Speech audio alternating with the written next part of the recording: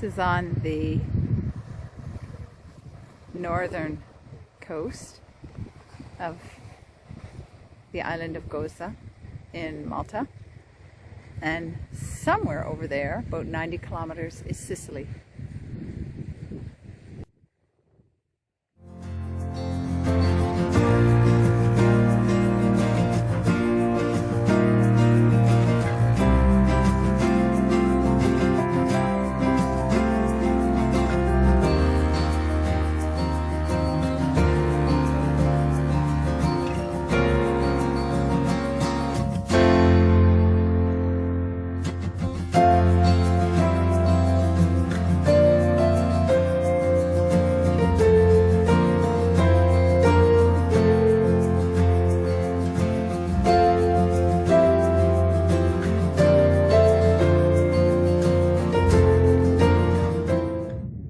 One of the salt pans close up that is dried, and it's not loose. Oh, there we go. There's the salt.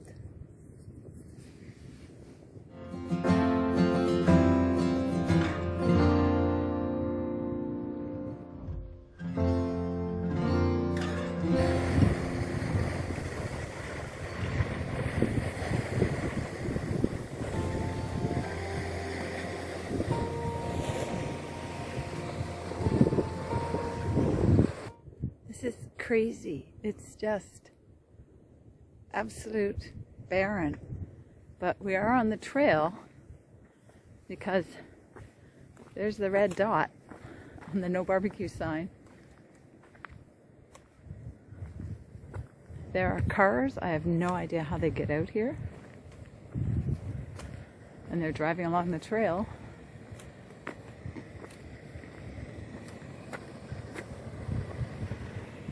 I don't even think they want to be out here.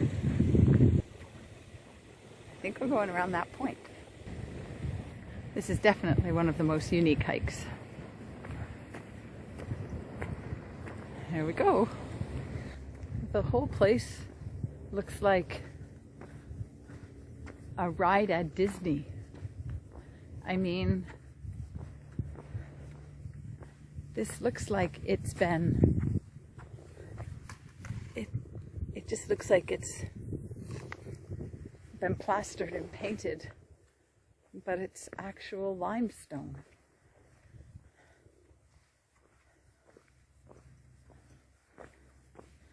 And they ask you to leave no litter behind because the wind will carry it into the salt pans and contaminate it.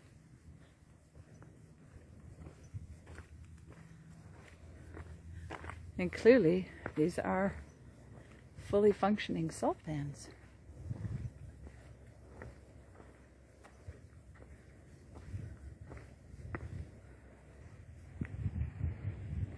This is wild. I came from around that point, all on the ledge, and now I guess I'll just continue around this corner. Beautiful. I found the entrance and the road, and it seems like it's mainly divers, scuba divers. But that would be their entrance. Apparently there's a cave down there off of the point back there. Some of the salt pans look like little private swimming pools. Actually, the young woman who was explaining about her family's salt pan business said that one of their larger reservoirs was her swimming pool when she was young, growing up here in the salt pans. Here it is. You can do laps.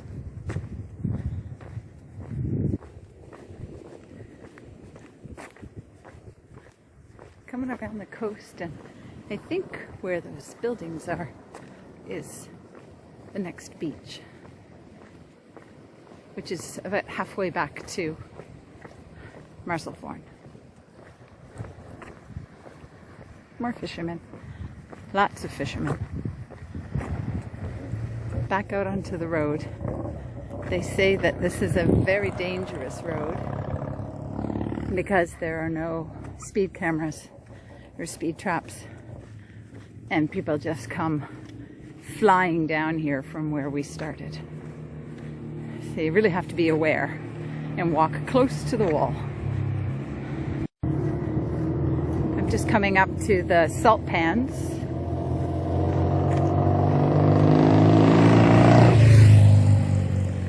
These are the salt pans that I visited on the way up.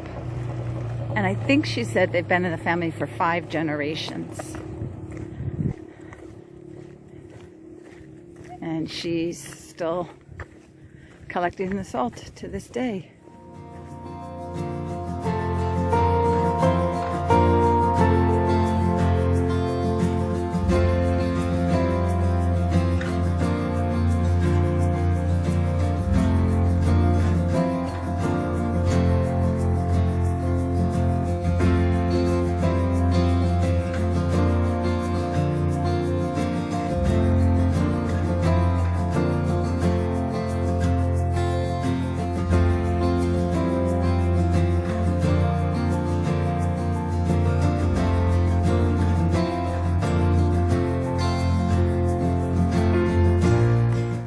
The way she described it is these larger pans collect like reservoir water, and then they use a hose and a pump, and they fill the smaller shallow pans. And those shallow pans sit for 8 days for the water to evaporate and leave the salt. Then they collect the salt and it goes into higher beds that are like raised, so that they can drain for another 2 to 3 days before it gets sifted and packaged. Sifted to take out all of the dirt and shells and pebbles that might remain. And that's done between the beginning of May and the end of August, because that's when they get the, I guess the high tides, the wind, the sun, the heat to do the job for them. Very cool.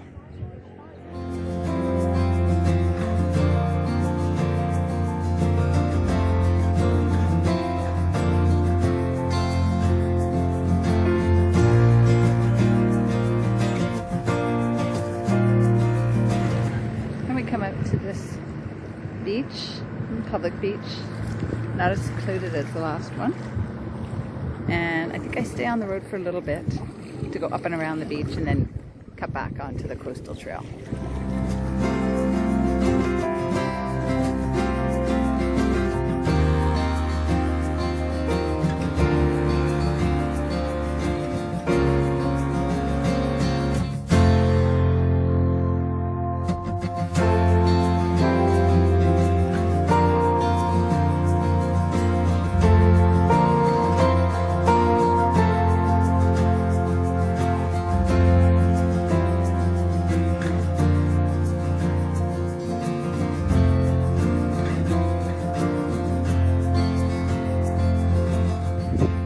So from the quay, you don't take the sign that says to the right is Marsalforn, because that would be the main road back.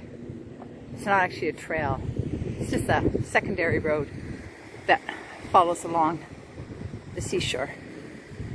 And more salt pans everywhere.